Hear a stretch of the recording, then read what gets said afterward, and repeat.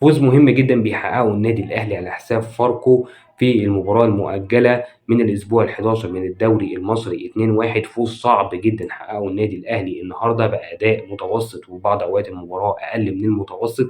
مهم جدا يا جماعة إن أنت في الفترة دي تكسب أغلب المباريات علشان تقدر إن أنت تستعيد صدارة جدول الترتيب تاني وتضغط بشكل قوي على فرقة بيراميدز اللي بإذن الله أكيد هتتعثر الفترة اللي جاية. فكان مهم جدا ان انت بعد التوقف الدولي واول مباراه ليك في الدوري كان مهم تكسب علشان تظهر لكل الفرق العين الحمراء، تظهر لكل الفرق ان مارسيل كولر والنادي الاهلي راجعين للدوري بشكل قوي وناويين يحسموا البطوله باذن الله. معاك ان الاداء مش عاجب اغلب الاهلاويه، ويمكن مارسيل كولر طلع في المؤتمر الصحفي واتكلم في النقطه دي تحديدا لما قال انا عندي 18 لاعب في المنتخبات المختلفه، فكان طبيعي جدا وما اتمرنوش مع الفرقه غير تمرينه واحده بس قبل المباراه، فكان طبيعي جدا ان هم يظهروا بمستوى متوسط ومفيش انسجام ما بين اللاعبين في اغلب اوقات المباراه. وتعالى بقى اقول لك النادي الاهلي كان بيلعب ازاي. النادي الاهلي كان بيلعب 4-3-3، خطه مارسيل كولر المعتاده بالشناوي في حراسه المرمى، عمر كمال عبد الواحد وكريم فؤاد باك يمين وباك شمال، اتنين قلبين دفاع ياسر ابراهيم ومحمد عبد المنعم، وحمد لله على السلامه ياسر ابراهيم. عوده ياسر ابراهيم هتبقى مهمه جدا للنادي الاهلي في الفتره دي مع الضغط الكبير للمباريات في الفتره اللي جايه.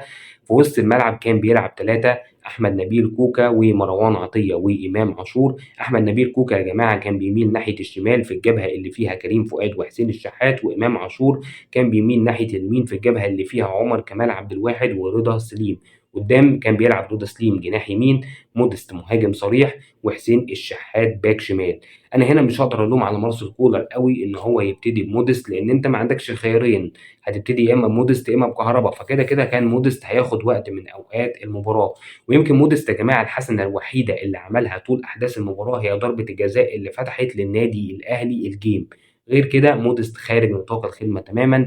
مودست كلامنا اتكرر عليه كتير جدا ان هو مهاجم لا يصلح للنادي الاهلي وان هو لازم يرحل عن النادي الاهلي.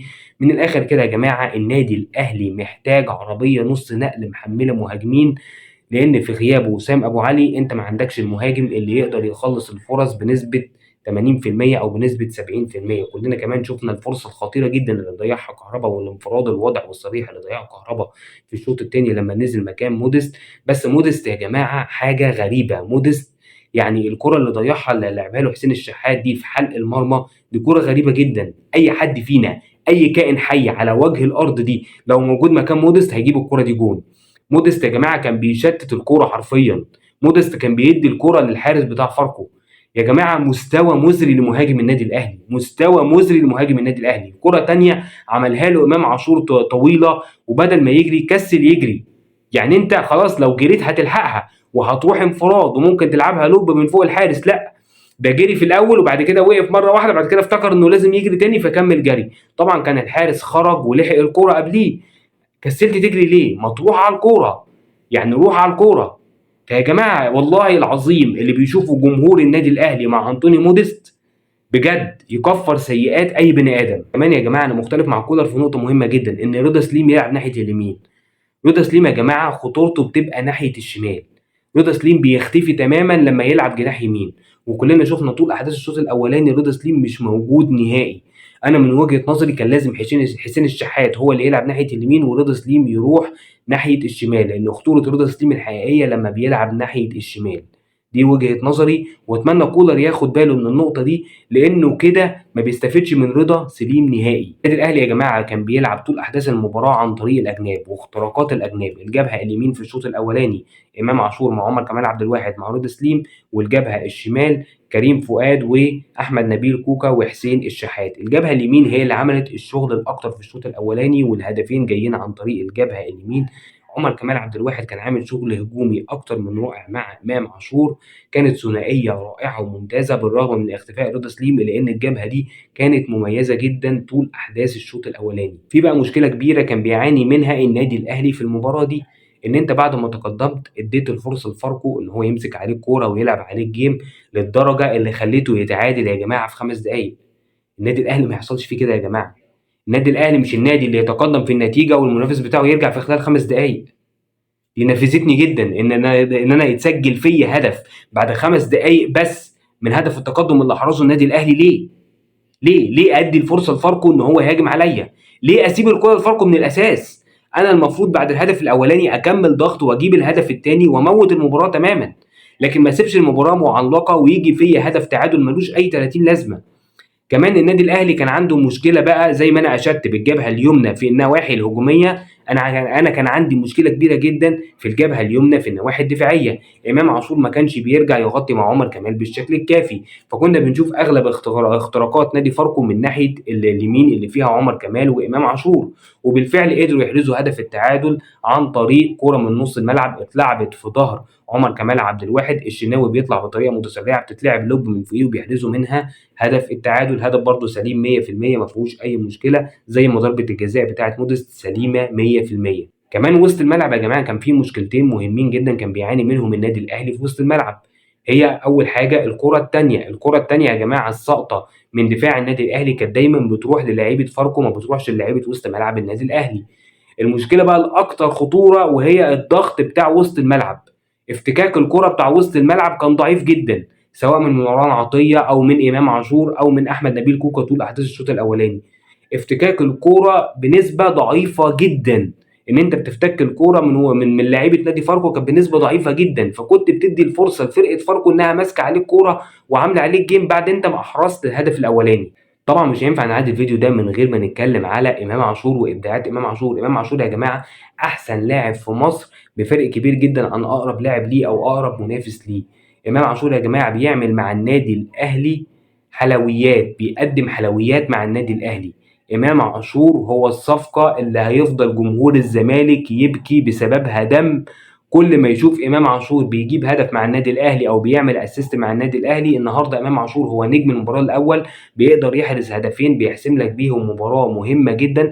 النهارده امام عاشور هو اللي شايلك هجوميا تقريبا لوحده طول احداث الشوط الاولاني، وبيخليك بعد ما فرقه فاركو اتعادلت معاك بيقدر عن طريق تصديده صاروخيه ان هو يحرز الهدف الثاني في الوقت الضايع من الشوط الاولاني وبيحسم لك المباراه في وقت مهم جدا. امام عاشور يا جماعه هو القطعه الجوهره في تشكيل النادي الاهلي. وزي ما قلت لك في الشوط الاولاني ان كانت الخطوره الكبيره لفريق فاركو عن طريق الجبهه اليمنى اللي فيها عمر كمال عبد الواحد ورضا اسليم.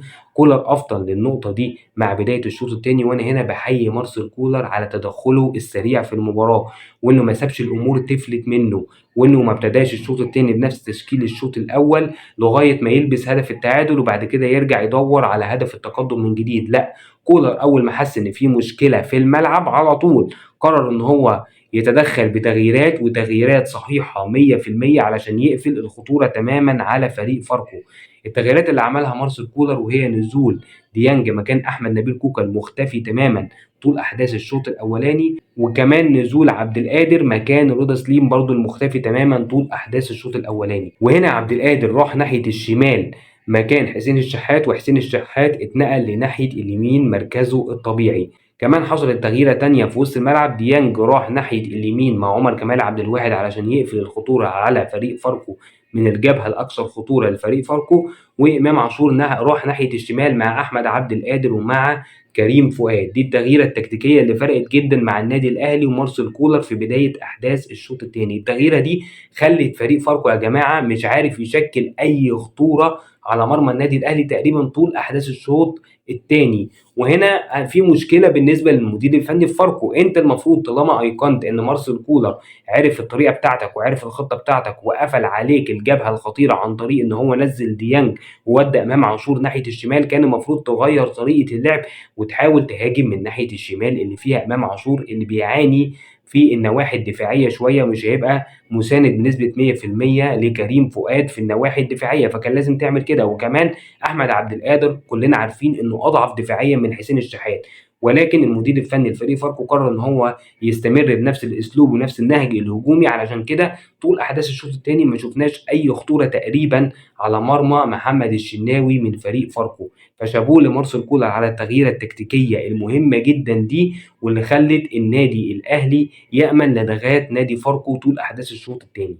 كمان النادي الاهلي عمل تغييرات، نزل كهربا مكان موديست، تغيير طبيعي جدا.